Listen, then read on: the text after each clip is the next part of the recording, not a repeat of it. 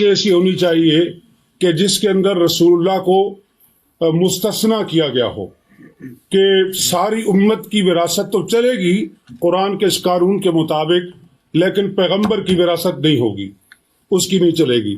تو لہذا قرآن کریم کے خلاف ہے یہ چیز کہ رسول اللہ کی وراثت نہیں تھی، اور قرآن نے ان کو یہاں سے خارج نہیں کیا۔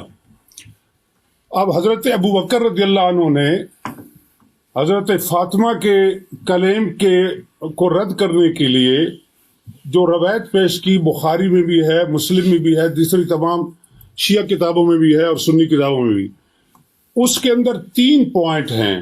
ابھی دونوں علماء نے، دونوں اسکالرز نے وہ حدیث پیش کی ہے، میں اس کی تفصیل میں نہیں جاؤں گا، وقت کم ہے۔ اس کے 3 اجزاء ہیں۔ پہلا جز یہ ہے کہ انبیاء کسی کے وارث نہیں ہوتے، یعنی وہ اپنے والدین کی وراثت نہیں لیتے۔ دوسرا پوائنٹ یہ ہے کہ انبیاء کی وراثت نہیں ہوتی، ان کا کوئی رشتہ دار اور ان کے کوئی قریبی جو ہیں عزیز، وہ ان کی وراثت نہیں لے سکتے۔ اور تیسرا پوائنٹ یہ ہے کہ جو کچھ انبیاء چھوڑتے ہیں وہ صدقہ ہے۔ اب یہاں سوال یہ ہے کہ انبیاء کی وراثت نہیں ہوتی، تو رسول اکرم صلی اللہ علیہ وآلہ وسلم نے اپنے والد گرامی حضرت عبداللہ بن عبد المطلب کی وراثت لی ہے۔ اس میں 3 چیزیں تھیں۔ ایک وہ ان کا مقام تھا جو ان کا آبائی مقام تھا، دوسرا ام ایمن جو لونڈی تھی، اور تیسری چیز جو ہے وہ تلواریں اور اونٹنی تھی۔ بعض کہتے ہیں 1 سے زیادہ اونٹ تھے، بعض کہتے ہیں 1 تھے، چلو ایک ہی صحیح، ہم ایک ہی پر اتفاق کرتے ہیں۔ تو یہ وراثت تھی رسول اللہ کے والد کی۔ رسول اللہ نے یہ وراثت اپنے والد سے لے لی، تو یہ کیسے وہ کہہ سکتے ہیں کہ انبیاء وراثت نہیں لیتے؟ آپ بچپن میں وراثت لے چکے، اور نبوت ملنے کے بعد آپ نے کہا ہم کسی کے وارث نہیں ہوتے۔ یہ دونوں باتیں ایک دوسرے کے متضاد ہیں، یہ قول اور یہ عمل، یہ دونوں ایک دوسرے کے خلاف ہیں۔ تو رسول اللہ نے اپنے والد کی وراثت لی ہے، لہذا یہ بات درست نہیں کہ انبیاء کسی کے وارث نہیں ہوتے۔ دوسری چیز ہے کہ انبیاء کی اولاد جو ہے اس کی کوئی وارث نہیں ہوتی، وہ وارث نہیں ہوتی، تو وہ وارث سلیمان و داؤد۔ اور حضرت زکریا علیہ السلام نے جو کہا کہ انی خفت الموالی من ورائی، یہ علماء کے لیے یہ لفظ جو ہے یہ قابل غور ہے، اہل علم کے لیے، کہ حضرت زکریا یہ کہہ رہے ہیں کہ انی خفت الموالی، میں موالی سے ڈرتا ہوں، مجھے ڈر ہے، اس لیے میں تجھ سے مانگ رہا ہوں کہ مجھے ایک وارث چاہیے۔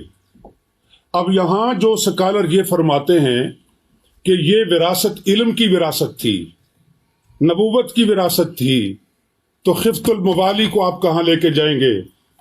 کیا حضرت زکریا کو اپنے موالی سے یہ ڈر تھا کہ وہ میرا علم چھین لیں گے، میری نبوت چھین لیں گے؟ انہیں ڈر اس چیز کا تھا کہ جو میری پراپرٹی ہے اور جو میری جائیداد ہے، میرے بعد میرے موالی اس پہ قابض ہو جائیں گے، اور اسی لیے انہوں نے یرثنی و یرث من آل یعقوب یہ انہوں نے مانگا۔ اور اسی چیز کو حضرت فاطمہ نے حضرت ابو بکر کے سامنے یہ پیش، وہ صحیح معنوں میں موالی تھے، ہماری پنجابی زبان میں موالی کہتے ہیں، موالی لوگ۔ مفتی صاحب ذرا سے اگر خلاصہ کر سکے۔ جی بالکل خلاصہ کر۔ پچھلی ساری کتاب تو گزارش یہ ہے کہ یہ ہے قرآن، اور یہ کہہ رہے ہیں ڈاکٹر علی کے وقت نہیں ہے تو میں اس کو مختصر کرتا ہوں، صرف تاریخی لحاظ سے ایک چیز پیش کر کے، کہ حضرت ابو بکر اور حضرت عمر کے دور میں گورنمنٹ کے قبضے میں رہا فدق، حضرت عثمان نے سارا مروان کو بخش دیا۔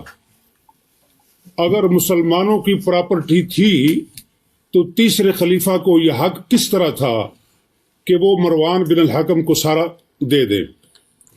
پھر حضرت عثمان کے بعد امیر شام معاویہ بن ابی سفیان کا دور آیا، انہوں نے حضرت عثمان کے بیٹے اور حضرت اس کو مروان کو اور اپنے بیٹے کو، ان تین کے درمیان فتح کو تقسیم کیا جناب معاویہ بن ابی سفیان نے۔ عمر بن عبدالعزیز آئے، انہوں نے اور پھر مروان نے یہ جائیداد وراثت کے طور پر اس کی اولاد کو پہنچی، عبدالعزیز بن مروان کو، اور اس کے ذریعے سے حضرت عمر بن عبدالعزیز تک پہنچی۔ عمر بن عبدالعزیز نے سارا فدق جو ہے وہ اولاد فاطمہ کو واپس کیا، یہ کہہ کر کے کہ یہ ان کا حق ہے، ان کے ساتھ زیادتی ہوئی ہے۔ اب سوال یہ ہے کہ فیصلہ حضرت ابو بکر کا درست تھا، فیصلہ حضرت عثمان کا درست تھا، فیصلہ عمر بن عبدالعزیز کا درست تھا، اور اس کے بعد کی تاریخ انہوں نے بتا دی، یہ مامون الرشید تک پہنچتا ہے، اور مامون کے بعد پھر حکومت کے قبضے میں آیا، اور پھر آج تک بنو فاطمہ کو وہ واپس نہیں مل سکا۔ تو یہاں میرا پوائنٹ یہ ہے کہ یہ جو حدیث پیش کی جاتی ہے یہ قرآن کے خلاف ہے۔